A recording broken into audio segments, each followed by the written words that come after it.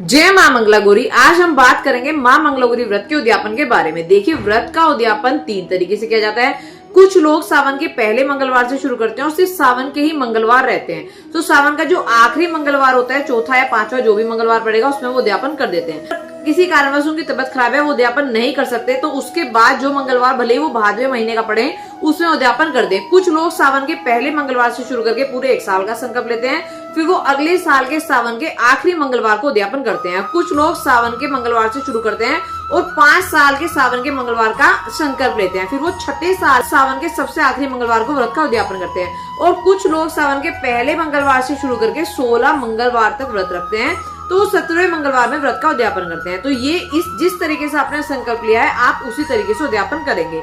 अब बात करते हैं उद्यापन। मां मंगला गौरी व्रत का उद्यापन आप बहुत भव्य तरीके से भी कर सकते हैं और बहुत साधारण तरीके से भी कर सकते हैं। आज की वीडियो में मैं आपको बताने वाली हूँ कि स्वयं अगर हम करना चाहते हैं, अगर आप अपने आप से मां मंगला गौरी व्रत का उद्यापन करना चाहते हैं, तो आप कैसे करेंगे, उसके लिए क्या विधि होगी। तो आज की वीडियो में अगर आप स्वयं करने वाले हैं, तो ये वीडियो आपके लिए। देखिए, अगर हम खुद से मां मंगला गौरी व्रत का उद्यापन करते हैं, उसमें आपको पंडित जी, 4 पंडित या 2 पंडित को बुलाने की कोई जरूरत नहीं है।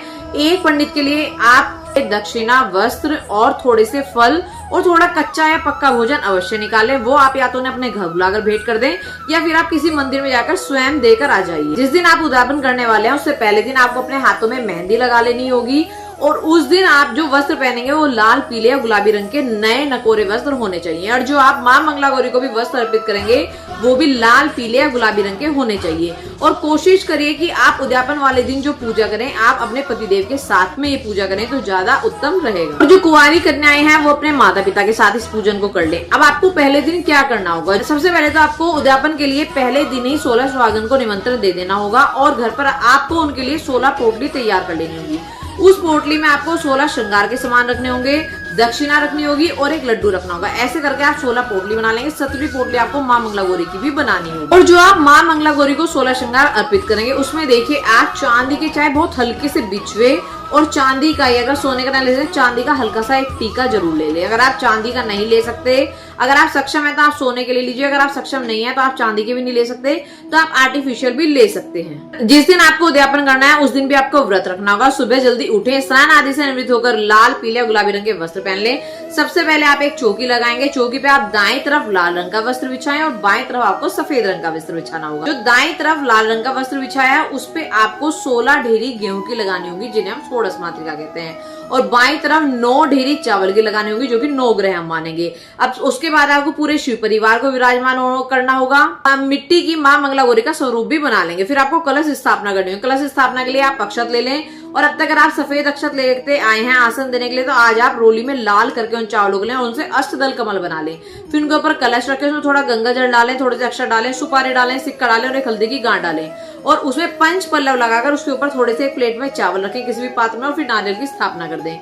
इसके बाद आप जैसे व्रत में करते आए हैं अब तक, वैसे आपको पहले गणपति जी का पूजन करना होगा। गणपति जी को दीप दिखाएं, धूप दिखाएं, पुष्प अर्पित करें, तिलक लगाएं, अक्षत अर्पित करें, जनेऊ अर्पित करें, दूर्वा अर्पित करें, मिठाई अर्पित करें। इसके बाद आपको भोलेनाथ का पूजन करना होगा। सबसे पहले आप उनका 3 बार अभिषेक करिए, उन्हें तिलक लगाएं, चंदन अर्पित करें, जनेऊ अर्पित करें, बेलपत्र, भांग, धतूरा, शमी पत्र, ये सब आप भोलेनाथ को अर्पित करेंगे।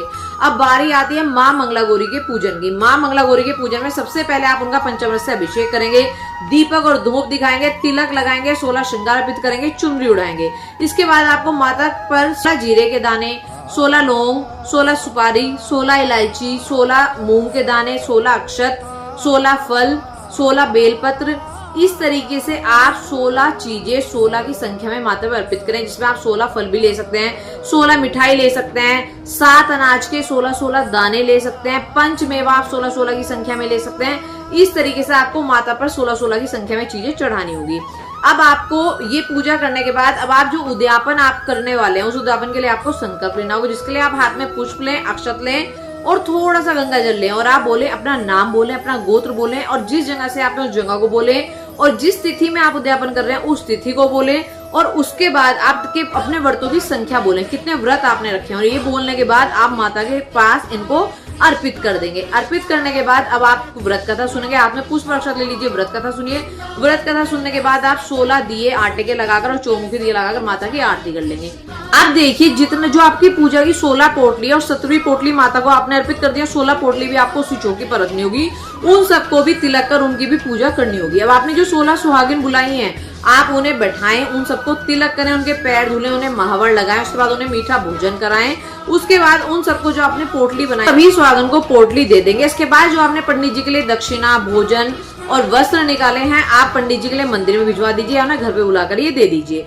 अब आप अपनी पूजा में रही कमियों के लिए क्षमा याचना अवश्य करें। माता के आगे हाथ जोड़ के आप क्षमा याचना करें कि पूजा में अगर मुझसे जाने अनजाने जो भूल चुकी हैं उसके लिए माता रानी मुझे क्षमा करें। अब माता भी जो भी आपने फल चढ़ाए हैं पूजा के बाद सबको भेजने के बाद वो फल आप पूरे परिवार में प्रसाद रूप में वितरित कर दें। अपनी सास के पैर छुए, उनका आशीर्वाद लें, उनके चरण स्पर्श करके उनका आशीर्वाद लें और उन्हें आप वायने में 16 लड्डू, वस्त्र और दक्षिणा अवश्य दें।